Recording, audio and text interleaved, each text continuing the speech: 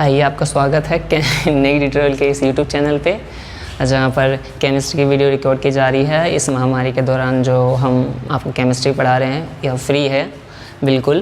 तो हमें आशा है कि आप इसका आनंद उठा रहे हैं और जो आपकी ज़रूरतें हैं पढ़ाई की वो आप पूरी कर रहे हैं जी। जो इसकी एक वीडियो पहले से बन चुकी है जी, आपकी इच्छा हो तो ज़रूर उसे देखें। और है हालांकि केमिस्ट्री में ऐसा नहीं है कि जो कल जो पढ़ा था, जो कल अगर पिछली वीडियो नहीं देखी तो अगली वीडियो आपको समझ नहीं आएगी। समझ आएगी, पर इंटरेस्ट की बात होती है। अगर हमें इंटरेस्ट है तो हम कहते हैं ना, किसी काम को पूरा करो, तो हम भी पूरी वीडियो बनाते हैं तो आप भी पूरा देखना चाहते हैं, ये हम मानते हैं। ठीक, कल जो हमने कंप्लीट किया था वो हमने शुरुआत की थी केमिस्ट्री की एंशिएंट टाइम से। काफ़ी अच्छी सी डिस्कशन की थी हमने, और जो फिनिश किया था वो सिग्निफिकेंट फिगर्स में फिनिश किया था। लगभग 41 मिनट 10 सेकंड की वो वीडियो बनी थी। ठीक है, ये लेक्चर 2 है इस चैप्टर 1 का, class 11th some basic concept of chemistry का। ठीक है, जिसमें आज हम डिस्कशन करने वाले हैं वो टॉपिक्स मैं बता दूं, आपको पहले इंटरेस्ट आ जाए, ताकि उसमें जो टॉपिक्स हमारे होंगे, एक तो हमने मिक्सचर और कंपाउंड्स पढ़े थे, तो उनमें डिफरेंस क्या था, इन दोनों में जो डिफरेंस थे वो हमें नोट डाउन करने हैं और हमें जानने हैं। ठीक है, ताकि हम जब भी हमसे पूछा जाए, जब भी हमें ज़रूरत पड़े तो हमें ना आता हो ये कंडीशन ना आए। और आगे है अब आज हम बहुत अच्छी चीज़ पढ़ेंगे, वो है बेसिक यूनिट जो 7 बेसिक यूनिट्स है हमारी केमिस्ट्री में। ठीक है, वो मतलब इसके जब हम पढ़ेंगे ना इसके बारे में जो इन्फॉर्मेशन लेंगे वो काफ़ी इंटरेस्टिंग इन्फॉर्मेशन हमें मिलेगी कि कैसे फिजिक्स, मतलब अपना कहते हैं ना, physics is the most genius subject, ऐसा मैं मानता हूँ। ठीक है, तो मतलब कैसे, मतलब फिजिक्स वैसे नंबर भी कमाते हैं 12th के बच्चों में, कहते हैं हार्ड सब्जेक्ट, तो जीनियस वाला काम है थोड़ा, है ना। तो कैसे मतलब फिजिक्स ने ये सब पूरी फिजिक्स को पूरा बनाया बच्चा ना, ताकि एक मेजरेबल एक पैरामीटर एक स्टडी बन सके जो लोग पढ़े और उसमें लोगों को विश्वास भी हो। ठीक है, तो ये 7 बेसिक यूनिट्स जो बनी, ठीक है, तो यूज़ सभी में होती है। ये क्वांटिटीज़ जो फिजिकल क्वांटिटीज़ होती है वो हर जगह यूज़ होती है, फिजिक्स में भी, केमिस्ट्री में भी वगैरह। अगर कहीं इस्तेमाल होने की ज़रूरत पड़े, मैथ में भी इसके ऊपर सवाल बनते हैं, जैसे स्फीयर का वॉल्यूम, ये वगैरह, ये सारी फिजिकल क्वांटिटीज़ हैं, तो वो वहाँ पर भी इसका इस्तेमाल होता है। ठीक, तो चैप्टर में जो बेसिक यूनिट, उसके बाद जो थी डेराइव यूनिट में क्या पढ़ना है हमें कि वो मतलब जो बेसिक यूनिट्स थी, तो हमने बेसिक यूनिट्स करके क्या मतलब क्या 7 यूनिट पे ही हम रुक गए। अगर 7 यूनिट की पढ़ाई होती तो बहुत पहले ख़त्म हो चुकी होती। हर बच्चा फिजिक्स को लेके या केमिस्ट्री ऐसे थकता नहीं, क्योंकि काफ़ी फिजिकल क्वांटिटीज़ है हमारे पास। ठीक है, तो दूसरी आती है डेराइव यूनिट्स। उसमें क्या होता है कि इसको मल्टीप्लाई करके, डिवाइड करके, एक नई मतलब बेसिक यूनिट का यूज़ करके उसको एक नई क्वांटिटी के रूप में मेड करते हैं। ठीक है, वो डेराइव यूनिट का नाम से जाना जाता है। जैसे डेंसिटी हो गया, वॉल्यूम हो गया, एरिया हो गया। तो ठीक है, इसमें आपको जब कराएंगे तो पूरा एक्चुअल में समझ आएगा कि हाँ ये डेराइव यूनिट है। ठीक है, उसके बाद हम जानेंगे कि जो हमारे टेम्परेचर है, जो टेम्परेचर हम पूरी दुनिया में हर इंसान के पास क्यूरियोसिटी है। ठीक है, लेकिन हम हर इंसान का दिमाग एक जगह एक क्लू पर तो नहीं अटकता। ठीक है, तो अलग अलग सोचने की शक्ति है हमारे। तो अगर टेम्परेचर को मेज़र करने के लिए लगभग काफ़ी स्केल्स होंगे। ठीक है, तो 3 स्केल्स हमने माने जो वैज्ञानिक ने माने, जो ये एक्चुअल स्केल हैं। तो जो 3 scale Celsius scale, kelvin scale और फ़ारेनहाइट स्केल, जो एनसीईआरटी में है, जो एनसीईआरटी में होता है, वो सब बहुत इंपॉर्टेंट होता है और काफ़ी लिखा पढ़ी के बाद जो एनसीईआरटी में वो प्रिंट होती हैं। ठीक है, तो ये के होंगे। ठीक है, ये पढ़ेंगे हम। उसके बाद कुछ जो क्या कहते हैं क्वांटिटीज़ के बारे में चलेंगे, फोर्स, प्रेशर, वर्क, पावर, इन सब के बारे में थोड़ी डिस्कशन हम करेंगे। ठीक है, इसमें आपको डायमेंशन का भी देखने को मिलेगा काफ़ी। ठीक, तो कुल मिला के आज की वीडियो में ये होने वाला है। ठीक है, मैंने आपको बता दिया पहले। तो शुरुआत करते हैं। लिखने में ज़्यादा टाइम लगे तो बोर मत होना। ठीक है, ज़्यादा फटाफट लिखने की मैं कोशिश करूँगा। ठीक है, और एक्चुअल में जो हमारी इंटरेक्शन बनी होती है वो बनी ही रहेगी, कोई डिस्टर्बेंस इसके बीच में, चाहे कोई ज़्यादा टाइम गैप नहीं आएगा किसी भी वजह से। ठीक, तो जो हम पहले लिख लेते हैं कि हम पढ़ाने क्या वाले हैं। ठीक है, आज जो हम पढ़ा रहे हैं बेसिकली केमिस्ट्री हम पढ़ा रहे हैं। ठीक है, इस केमिस्ट्री में हम क्या पढ़ाएंगे, क्लास 11th को पढ़ाएंगे। ठीक है, क्लास 11th को हम केमिस्ट्री पढ़ाएंगे, चैप्टर 1 पढ़ाएंगे। ठीक है,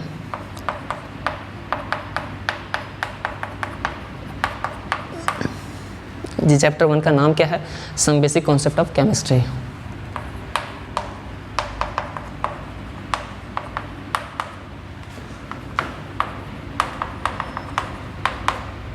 some basic concepts of chemistry.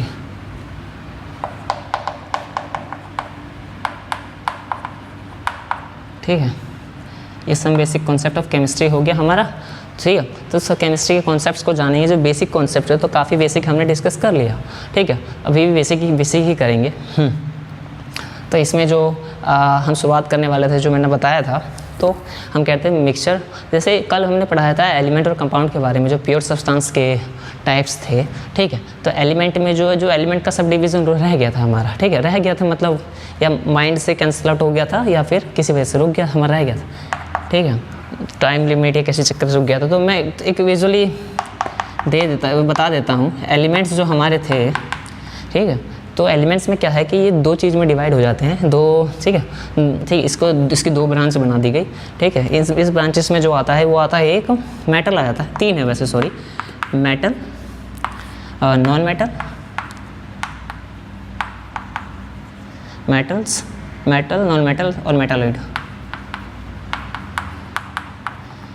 आप में से अधिकतर बच्चे जो देख रहे हैं वो इन चीज़ों से परिचित होंगे कि ये तीनों नाम पहले सुने होंगे। साइंस पढ़ रहे हैं, साइंस ली है, तो इन तीनों चीज़ से आप अपरिचित नहीं रह सकते आप लोग। ठीक है, तो आपसे अब तक तो परिचित हैं, पर इसकी हम परिभाषा जो लिखेंगे, हर जगह परिभाषा पूछी जाएगी, आपके दिमाग में घुस के कोई आपकी इन्फॉर्मेशन नहीं जान सकता। ऐसी मशीन खैर अभी तक नहीं बनी, लेकिन ठीक है, लेकिन जब आप बताएंगे तो आपके एक्सप्लेनेशन से वो इंसान सामने बैठा हो तो ज़रूर समझ आएगा।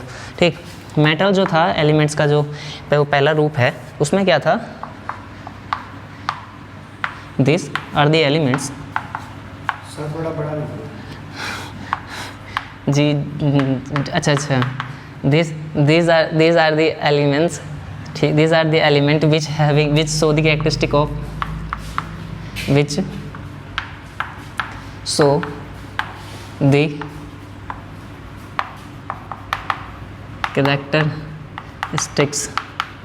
characteristics of, इसके पास कैरेक्टरिस्टिक्स होती है, इसलिए इसे मेटल कहा गया। ये क्या होता है कि लस्टर्स होता है एक तो। ठीक है, साइन मारेगा कहीं पे भी चमकता रहेगा। थाली को धूप में रख दो कि मतलब तो रिफ्लेक्ट करता है, वैसे बंद कमरे में रखो तो भी चमकता रहता है, वो मेटल में आ जाता है। हालांकि वो एलॉय है, एलॉय बनाया गया उसका, लेकिन उसमें मेटल मिक्स होता है। लस्टर्स होता है भैया, ये हार्ड होता है। ठीक है, सोडियम और पोटेशियम नहीं होते हार्ड, क्योंकि ये वो होते हैं थोड़े, ये स्पॉन्जी चीज़ सुनिए ना, वो उसकी तरह होते हैं, वो चाकू से कट जाते हैं, लेकिन कभी हाथ मत लगाना उससे, क्योंकि हाथ जला देगा, वो एसिड से भी खतरनाक। अरे हम मर जाएंगे अगर हाथ लगाया तो। और वो खैर बाहर निकालने की कोशिश मत करना, वो केरोसिन में ये चीज़ें छुपी मतलब जब्त की जाती है, क्योंकि इसको ये ऑक्सीजन के साथ बहुत ही रैपिडली वाइग्रसली रिएक्ट कर जाता है। रिएक्ट करने से क्या होता है, फायर अचानक से। ठीक है, बड़ी धूमधाम से खुशी मना रहे होते हैं कि हवा में आ गए। ठीक है, तो लस्टर्स हार्डनेस और इनके पास जो है इलेक्ट्रिसिटी और हीट कंडक्ट करते हैं। ठीक है, कंडक्टर ऑफ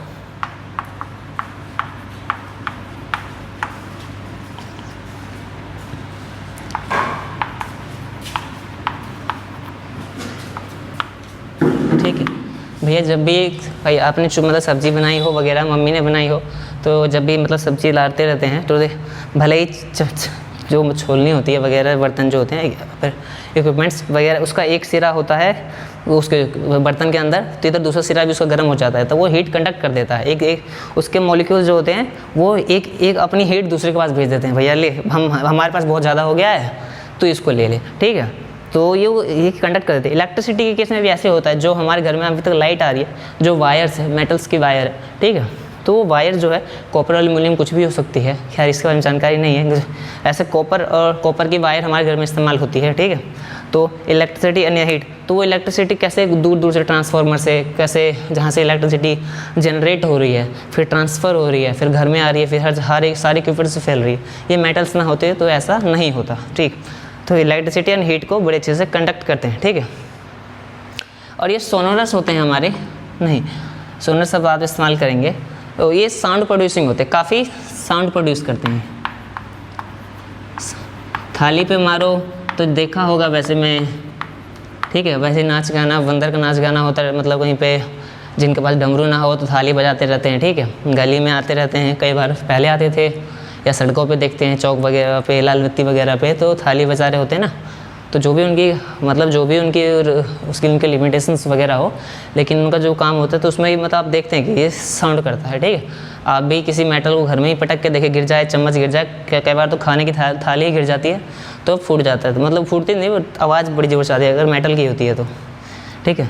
तो ये साउंड प्रोड्यूसिंग होते हैं एटसेट्रा, इनकी जो प्रॉपर्टीज़ होती है ये होती है, ठीक है, ठीक है, ठीक है। ये मतलब इसके एग्जांपल में हम लेंगे, एक एग्जांपल में क्या है कि आपने जितने भी एलिमेंट देखे होंगे जिन पे पॉजिटिव चार्ज आ जाता है, ठीक है, धनात्मक क्या कहते हैं चार्ज आ जाता है उस पर, तो ये हो जाता है, वो मेटल हो जाता है, ठीक है। तो हमारा सोडियम है, जैसे 9th में ही आपने 20 तक तो पढ़े लिए होंगे एलिमेंट के नाम, सिंबल, वैलेंसी वगैरह, इलेक्ट्रॉनिक कन्फिग्रेशन, ये सब इन सब की जानकारी आपको होगी। तो ये सोडियम है हमारा, पोटेशियम है भैया, काफ़ी जो मॉडर्न पीरियोडिक टेबल है हमारा, उसमें पहला दूसरा मेटल का ही ग्रुप है, ठीक है, वो सारे ही मेटल है, ठीक है। सीजियम जो हमारा है सबसे हाईएस्ट रिएक्टिव मेटल जो है हमारा, नहीं मतलब वो है क्या कहते हैं, ये भी एक वैसे मेटल है, हमें मेटल की प्रॉपर्टी से काम है, इलेक्ट्रॉन बहुत जल्दी लूज़ करता है, ये बहुत बड़ा इसका साइज हो जाता है, सबसे नीचे आता है ग्रुप में और इलेक्ट्रॉन आसानी से रिलीज़ कर देता है, ठीक है। तो जो मैंने कहा पहले दूसरा जो है वो ग्रुप मेटल्स का होगा, ठीक है, और बाकी 13वें से शायद, हाँ, तीसरे वाले से 13वें से जाके 18वें तक 17वें तक नॉन मेटल्स आते हैं, और 18वां हमारा आ जाता है तो नोबल गैस का, ठीक है। और इसके जहाँ पे आप पढ़ेंगे S block, P block, S block, P block, D block और एफ ब्लॉक, इसके बारे में डिवाइड किया गया इनको, और फिर इन्हें अच्छे से पढ़ा गया। तो ये कुछ मेटल्स के उदाहरण हैं, ठीक। अब जो नॉन मेटल्स जो है हमारे, तो नॉन मेटल की क्या विशेषता भैया, अगर मैंने कह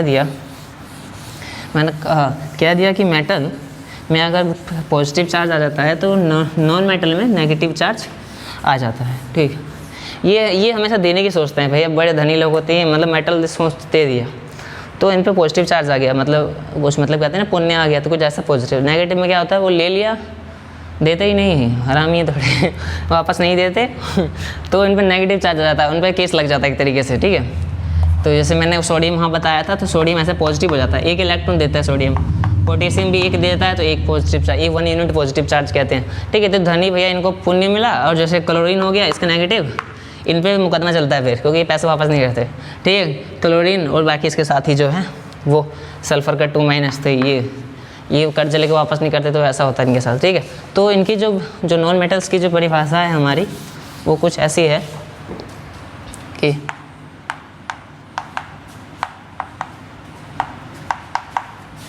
नॉन मेटल्स में जो हमारे पास है वो है कि दीज आर द एलिमेंट्स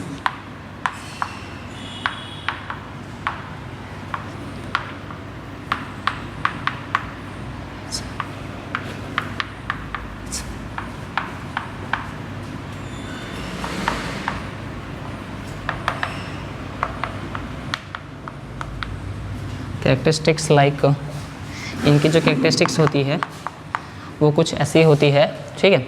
ये सही, जो मैंने पहले में कहा कि लस्ट्रस, तो ये नॉन लस्ट्रस होते हैं, बिल्कुल ऑपोजिट हैं उसके, ठीक है, नॉन लस्ट्रस होते हैं, ठीक।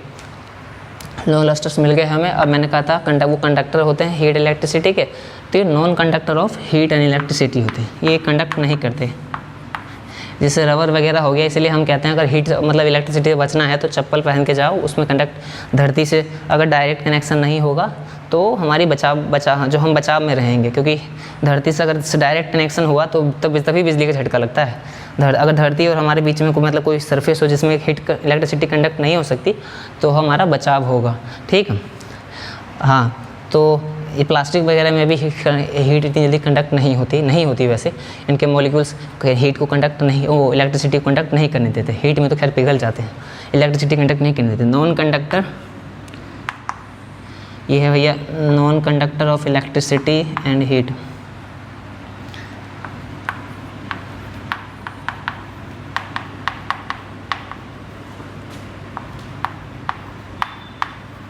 ठीक है, ये हीट और इलेक्ट्रिसिटी के नॉन कंडक्टर होते हैं, नहीं करेंगे भाई, ये कंडक्टर ही नहीं करेंगे, ठीक है। और नॉन लस्टर साइनी बिल्कुल नहीं होते, ठीक है। ये इनकी विशेषता में कुछ विशेषताएं जो आपको मिलेगी, ठीक है। और भी मैंने मेटल्स में इसमें कुछ ये ब्रिटल होते हैं, ठीक है। हैमर से मारोगे तो टूट जाएंगे, ठीक है। हैमर से इसको हमने मारा, ये टूट जाएगा, ठीक है। तो ये इसकी कुछ कैरेक्टरिस्टिक्स हैं, ठीक है। ये इसका एक्सेट्रा। मेटल्स में एक और चीज़ लिख लेना कि वो मालेबिलिटी होते हैं, ठीक है। मालेबिलिटी, ठीक है। एक होता है डक्टिलिटी। तो ये दो विशेषता वो दिखाते हैं। जहाँ तक याद है, मालेबिलिटी में क्या होता है कि चादरों में आपको हथौड़ा मारेंगे तो आप टूटोगे नहीं, जहाँ की नॉन मेटल टूट गया, ठीक है, वहाँ आप टूटोगे नहीं, वहाँ पे आप चादर में बदल जाओगे, ठीक है। पतली चादर आपने देखी होगी, टिन की चादर देखी होगी, ठीक है, जो वो मालेबिलिटी जो कैरेक्टरिस्टिक दर्शाता है, ठीक है। और डक्टिलिटी में क्या होता है कि एक तार में, जैसे गोल्ड के हम कहते हैं कि 2 ग्राम गोल्ड को 2 किलोमीटर लंबी वायर बना सकते हैं, ऐसा लगभग किताब में लिखा था, ठीक है। तो ये डक्टिलिटी, ये प्रॉपर्टीज़ है, मतलब जो वायर देख रहे हैं हम, तो इसकी ये डक्टिलिटी प्रॉपर्टी है, कैरेक्टरिस्टिक्स है, जिसके कारण वो वायर में कन्वर्ट हुआ है और हमारे घर वगैरह हर जगह पहुंचा है, ठीक है। तो मेटल्स की दो विशेषता इनके पास नहीं होती, ठीक है। तो आप ये भी लिख सकते हैं कि नॉन मालेबल, नॉन डक्टाइल, बिल्कुल डक्टाइल नहीं जी, ये वायर्स में नहीं वायर्स में नहीं खींचेंगे, ठीक है, एटसेट्रा, ठीक है। एग्जांपल इसमें मिलेंगे, मैंने कहा था ना ये इसमें मुकदमा चलता है तो इसमें पैसे वापस नहीं करते। तो एग्जांपल में क्या है कि इसके पास एग्जांपल जैसे क्लोरीन सल्फर बताया था,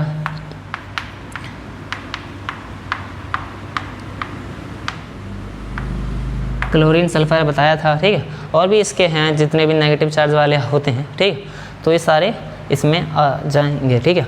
तो ये भैया एग्जांपल हम बाकी इसमें एक्सेट्रा, ये हो गया हमारा नॉन मेटल की परिभाषा हो गई उदाहरण के साथ, ठीक है। अब जो हमारे पास आता है वो ये मेटालॉइड आता है। मेटालॉइड क्या करता है कि वो मतलब एक तरीके से उसका वो भैया वो कर भी सकता है, नहीं भी कर सकता है, ठीक, वो कंडीशन पे चलता है, ठीक। तो मेटालॉइड में मेटालॉइड नहीं, मेटा ही छोड़ो,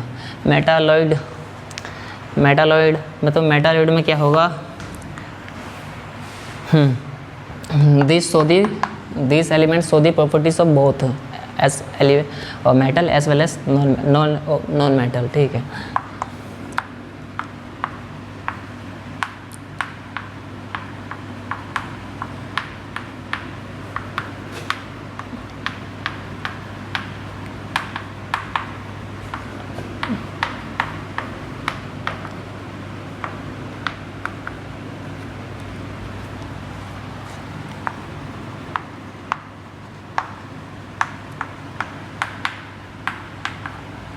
ठीक है, metal as well as non metal, इन दोनों की विशेषताएं वो अपने अंदर दर्शाता है, ठीक है।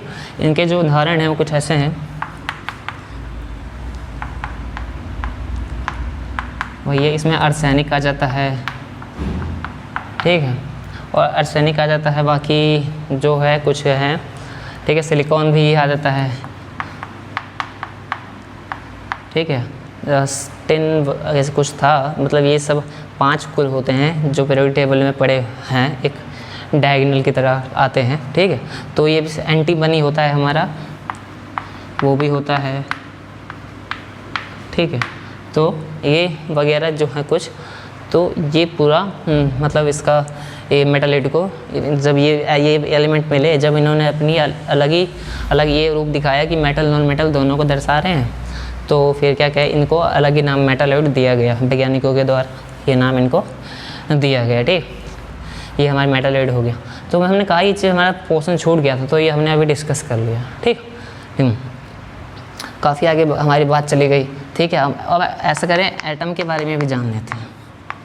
कई चीज़ें बुक में साफ लिखी हो, या फिर 11th की बुक वाले कई जगह ये भी समझते हैं कि बच्चों को तो पहले से पता होना चाहिए था, ठीक है। तो बुक के फ्रंट मतलब पेज को लाइनों का इस्तेमाल नहीं करते, वो नीचे एक कॉर्नर बना के लिख देते हैं, तो वहीं कुछ है, मतलब हम जानते ही जहाँ तक कि एटम के बारे में, ठीक है। हालांकि इसकी परिभाषा अब चेंज होनी चाहिए, ठीक है। Atom is the smallest particle of the matter.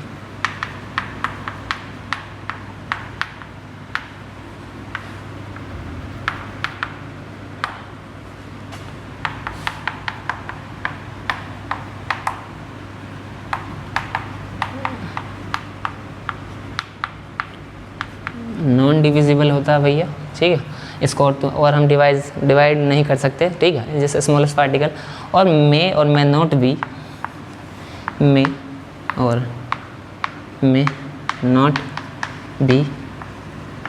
Capable of independent existence.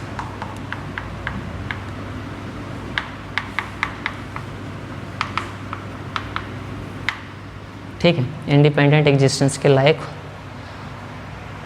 हो भी सकते हैं जो इनकी क्षमता है उस अनुसार। अगर नहीं है, ये इतने इनके क्षमता नहीं है, इनकी कैपेबल नहीं है, तो ये इंडिपेंडेंटली एग्जिस्ट नहीं करेंगे।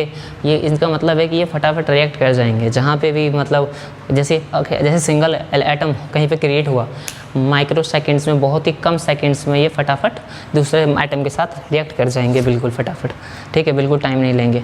तो इंडिपेंडेंट एग्जिस्टेंस दिखा सकते हैं, ठीक है। तो ये हमारा एटम हो गया। लेकिन मॉलिक्यूल इंडिपेंडेंट एग्जिस्ट करता है, ठीक है। पानी का मॉलिक्यूल इंडिपेंडेंट एग्जिस्ट करता है, इन सब के मॉलिक्यूल्स को कोई हानि नहीं होती। एक तरीके से ऐसा मान लीजिए ये रिसेसिव डोमिनेंट दोनों हो सकते हैं। नेचर के हिसाब से मॉलिक्यूल हमारा डोमिनेंट ही रहता है, वो अपने आप को नहीं जाने देगा कहीं, ठीक है। ये भी माना जाता है, ठीक है। ऐसा ये है it is the smallest particle of the compound। अभी ये कंपाउंड का स्मॉलेस्ट पार्टिकल, अभी मैंने कहा था उसमें जो क्या कहते हैं एटम्स में जो smallest particle of the matter होता है, तो वहाँ कर लेना smallest particle of the element भी कर सकते हैं, इस चीज़ को एग्जैक्ट और प्योर रूप में समझने के लिए। तो भैया कंपाउंड मॉलिक्यूल होता है, मॉलिक्यूल से बना होता है, ठीक है। तो H2O के मॉलिक्यूल्स बना के कंपाउंड बनाते हैं, ठीक। तो वो क्या कहते हैं, ये कैपेबल होते हैं, ठीक है, कैपेबल ऑफ इंडिपेंडेंट एग्जिस्टेंस।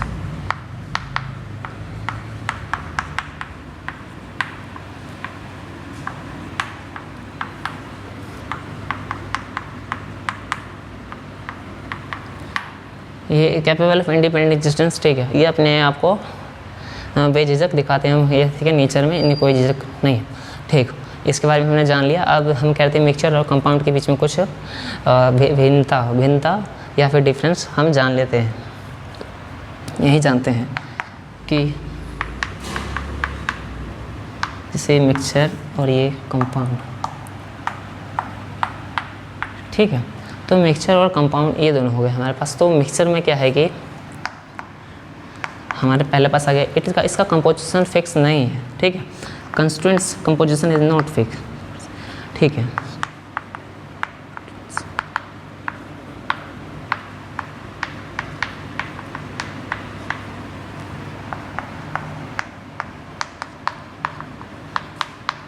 इसमें क्या होता है कि इसके कंस्टिट्यूएंट्स का कंपोजिशन फिक्स होता है।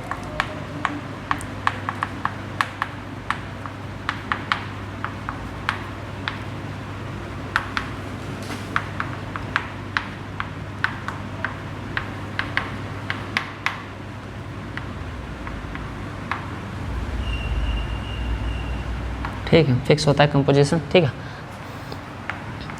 दूसरा, ये हमेशा it may not be homogeneous,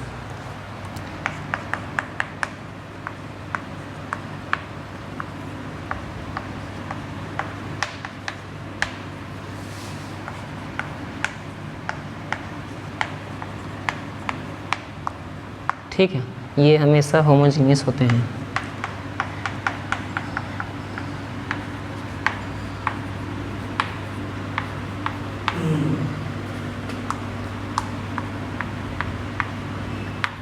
ठीक है, इट इज़ ऑलवेज होमोजीनियस, ठीक। तो ये दो चीज़ हमने जान ली इन दोनों के बीच में, इनके डिफरेंस के बारे में।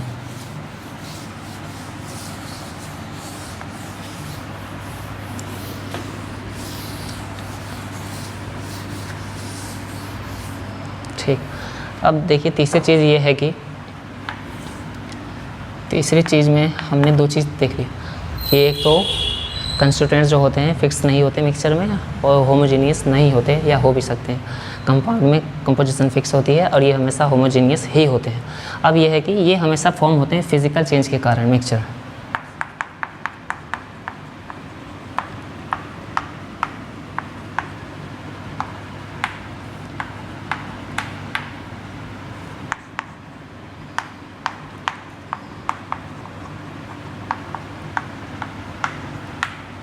ठीक है, ये it is form due to the chemical change.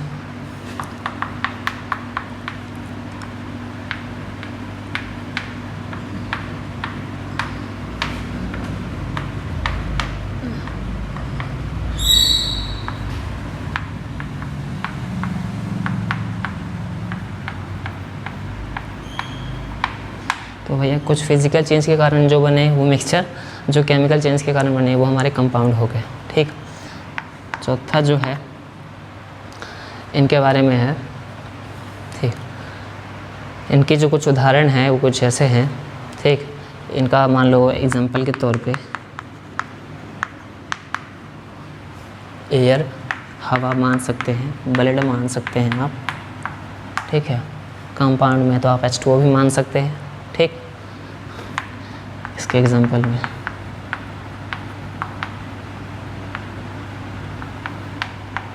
H2O भी मान सकते हैं वगैरह, कोई आपको कंपाउंड चाहिए। ठीक है, तो ये आपको और ये डिफरेंस हमें जानने को मिलता है। ठीक, इन दोनों के बीच का।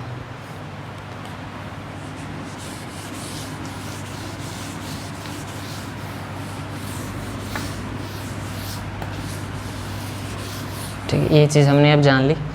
काफ़ी कल सब सिग्निफिकेंट फिगर्स हमने कर लिया था। ठीक है, अब हम जानते हैं बेसिक यूनिट्स के बारे में कुछ जानते हैं। ठीक, बेसिक यूनिट्स में क्या थे कि हमारी 7 बेसिक यूनिट्स थी।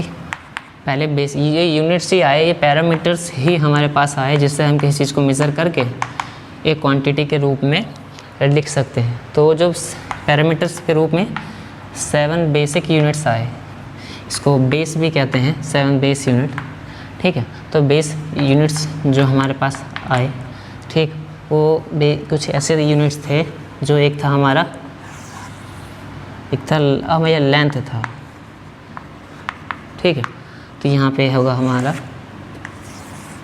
ये हमारी मान लो ये फिज़िकल क्वांटिटी है हमारी,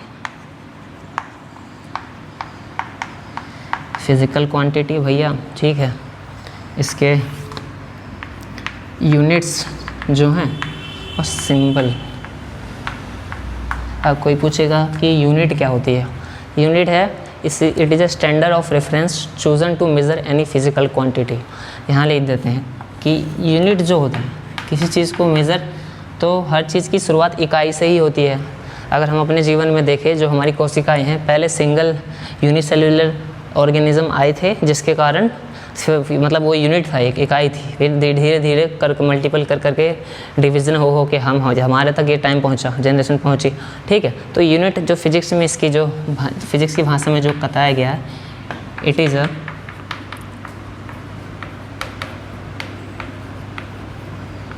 standard of reference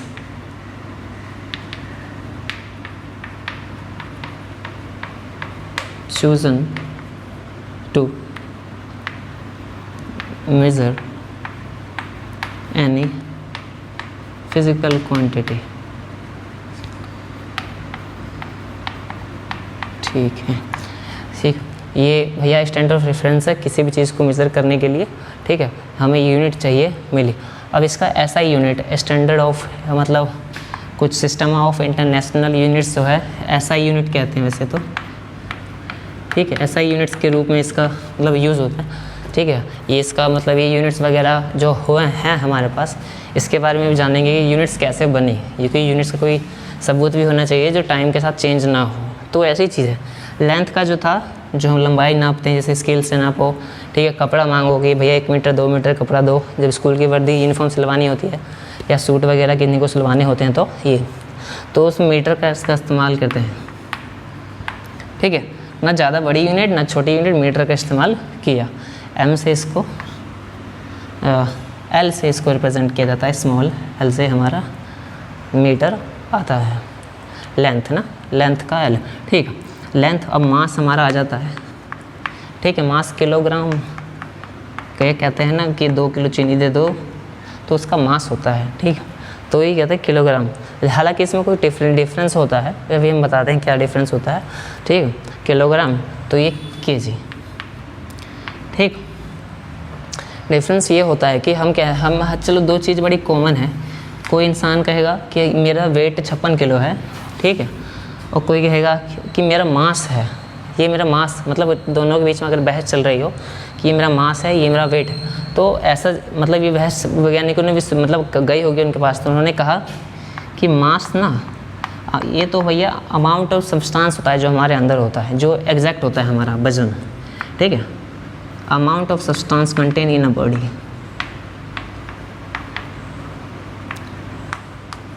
amount of substance,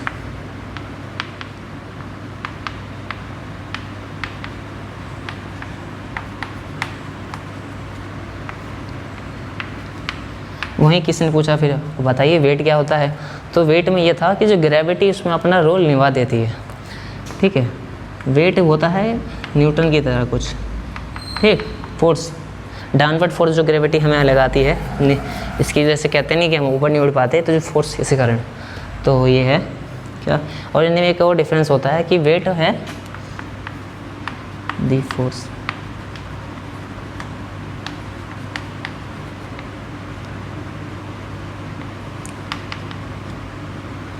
इसमें मैंने लिखा है द फोर्स एक्सर्टेड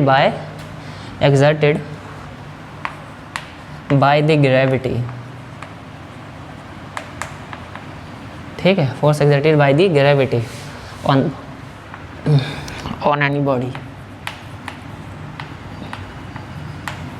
ठीक है, ठीक है। ये वेट हो गया हमारा, ठीक। अब इनमें डिफरेंस ये होता है कि मास हमेशा फिक्स रहेगा, चाहे हम किसी भी प्लेनेट पे रहे, अर्थ पे रहे, मून पे रहे, जुपिटर पे रहे, मार्स पे रहे, नेपच्यून पे रहे, सैटर्न, यूरेनस कहीं रहे, तो फिक्स रहेगा। लेकिन जो हमारा वेट होगा ये ग्रेविटी के अनुसार बदल जाएगा। लगभग 1/3 ग्रेविटी होती है चाँद की, तो हमारा वज़न 1/3 वहाँ जाके घट जाएगा, ठीक है, तो उस अनुसार हमारा वज़न घट जाएगा। यहाँ पे mg लगाते हैं वेट के लिए, वहाँ पे जो g की वैल्यू कम होगी तो मास भी कम आएगा, लगभग 1/3 ही आएगा, ठीक है। हम यहाँ थे कि 7 20 यूनिट्स में जो है हमारे को क्या डिस्कस करना है, ठीक है, यूनिट्स और सिंबल्स के बारे में, लेंथ, मास, और बाकी क्या था टाइम का। टाइम जो है हमारा स्मॉल t से छोटा t, ठीक है, और इसका ठीक ये t यहाँ पे लगेगा, ठीक है, और सेकंड यहाँ पे इसका ये आ जाता है, ठीक। इस टाइम से इसको जाना जाता है, ठीक। अब जो है लेंथ, मास, टाइम जान लिया हमने, अब जानते हैं ये इलेक्ट्रिक करंट, इलेक्ट्रिक करंट इसका होता है एम्पियर होता है, वैसे एम्पियर, तो एम्पियर को ए से दर्शाया जाता है, ठीक। 4 हो गए, 7 की बात की थी, टेम्परेचर की बात हुई थी। केल्विन हमारा, यहाँ पे केल्विन को अहम रोल इसलिए दिया गया, सेल्सियस या फ़ारेनहाइट से आगे ये इसलिए दिया गया क्योंकि ये नेगेटिव टेम्परेचर कभी नहीं दिखाता। सेल्सियस नेगेटिव हो जाता है, फ़ारेनहाइट नेगेटिव हो जाता है, और ये केल्विन नेगेटिव नहीं होगा कभी भी, ठीक है। जब सेल्सियस नेगेटिव होगा उसी वक्त फ़ारेनहाइट नेगेटिव हो जाएगा, पर केल्विन नेगेटिव नहीं होगा। इतना नेगेटिव टेम्परेचर जाता नहीं, तो केल्विन इसको के से दर्शाया जाता है, ठीक है।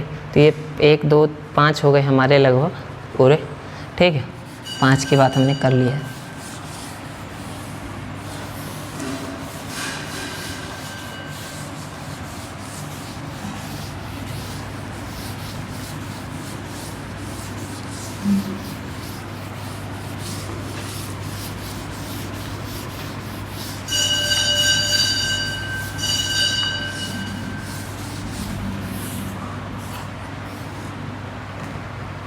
तो ये कुछ 5 जान लिए। अब 2 बचे हैं हमारे पास है, 5 जान लिए हाँ। 2 हमारे पास, एक तो लुमिनस इंटेंसिटी है, एक हम हाँ उसका कैंडला होता है। एक लुमिनस इंटेंसिटी के बारे में, लुमिनस इंटेंसिटी, ठीक है। तो इसका कैंडला होता है कैंडला CD, ठीक है। तो इस CD से रिप्रेजेंट किया जाता है। IVV होता है यहाँ पे, IV बताने के लिए, ठीक है। तो हमने कितने length, mass, time, electric current, temperature, length, electric current, temperature 5 और ये लुमिनस इंटेंसिटी 6 हो गए। 7th जो था हमारा वो कुछ ऐसे था, देखते हैं 7वां।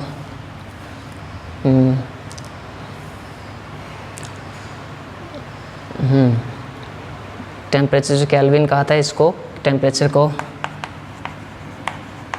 बड़े T से रिप्रेजेंट करना, बड़ा T, ठीक है।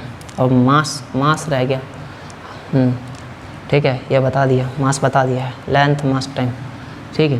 तो मास जो था हमारा जो मोल में होता है, ठीक है।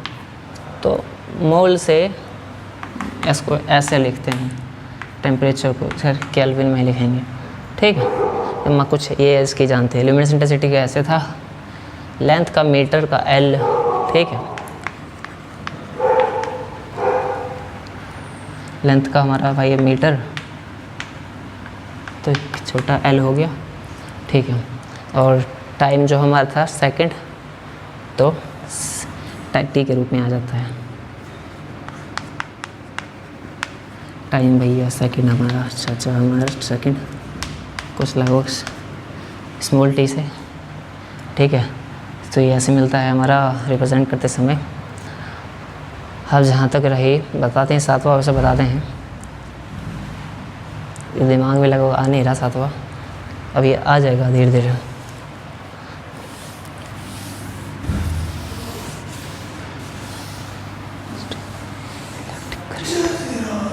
टेम्परेचर,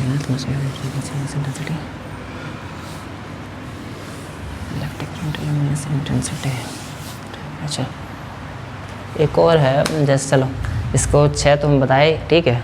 एक अभी बताते हैं। जो अब इस बात चलते हैं डेराइव यूनिट्स पे। डेराइव यूनिट में क्या है कि जो डेराइव यूनिट्स में है हमारे पास, ये कुछ ऐसे है कि कोई दिक्कत नहीं आएगी। वैसे आपने बुक खरीदी है, वहाँ 7वां लिखा होगा, ठीक है। ये इंटरेक्शन के लिए वीडियोस बनती है एक्चुअल में, ठीक है। तो डेराइव यूनिट्स है, उसमें यूनिट्स में क्या होते हैं कि ये दिस यूनिट्स, ठीक है, this units are formed by the use of basic units. जो हमारी बेसिक यूनिट थी, इसके इस्तेमाल से ये बनती है, ठीक है। सो इसमें कौन कौन सी चीज़ें, भाई कुछ उदाहरण तो हर जगह देने होते हैं, तो कुछ उदाहरण के रूप में जो हमारे पास आएगा भैया, एक तो आ जाएगा हमारे पास वॉल्यूम आएगा। अब ये डिराइव कैसे, तो डिराइव कुछ ऐसे है कि यूज़ की जगह लिखो फॉर्म बाय द यूज़, और द डेरिवेशन भी यहाँ कह सकते हैं, और डेरिवेशन यहीं से डेरिवेट किया गया है इसको, ठीक है। मेकअप इसका यहीं से हुआ है। तो जो हमने लेंथ पढ़ा था उसका मीटर होता है, तो वॉल्यूम का मीटर को 3 बार गुना करके जो मीटर क्यूब होता है ना, ये वहीं से बना है, तो ये डिराइव यूनिट में आ जाता है। और डेंसिटी जो है हमारा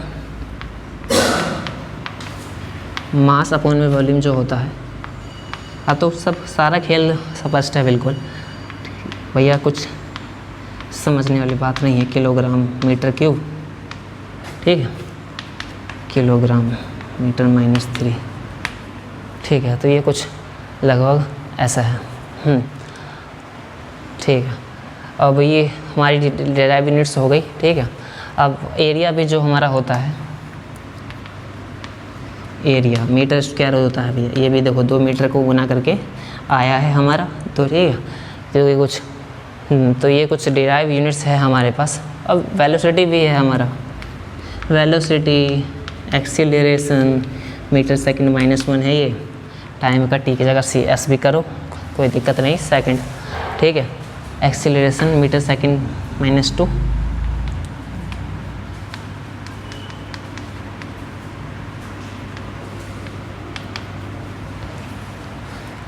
चौबीस 40, ठीक है, मीटर सेकंड -2, ठीक है।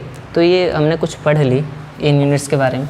अब फ़िलहाल अपना जो ये 40 यहीं ख़त्म करते हैं आपका आज का काम, ठीक है। आज का मतलब ये हमने आज क्या पढ़ा, ज़्यादा नहीं पढ़ा वैसे। हमने एलिमेंट का सब डिवीज़न किया, मेटल नॉन मेटल मेटालॉइड के बारे में पढ़ लिया, ठीक है। बेसिक यूनिट जानी, हालांकि 6 ही जानी, और डिराइव यूनिट्स जानी, ठीक है, डिराइव यूनिट्स क्या होती है, और इन तीनों के बारे में मतलब जाना, ठीक है। इन तीनों के बारे में हमने पढ़ा, जाना, बस इतनी चीज़ कल तक रिवाइज़ कर लेना, पढ़ लेना, फिर आगे शुरू करते हैं। शुक्रिया, थैंक्स।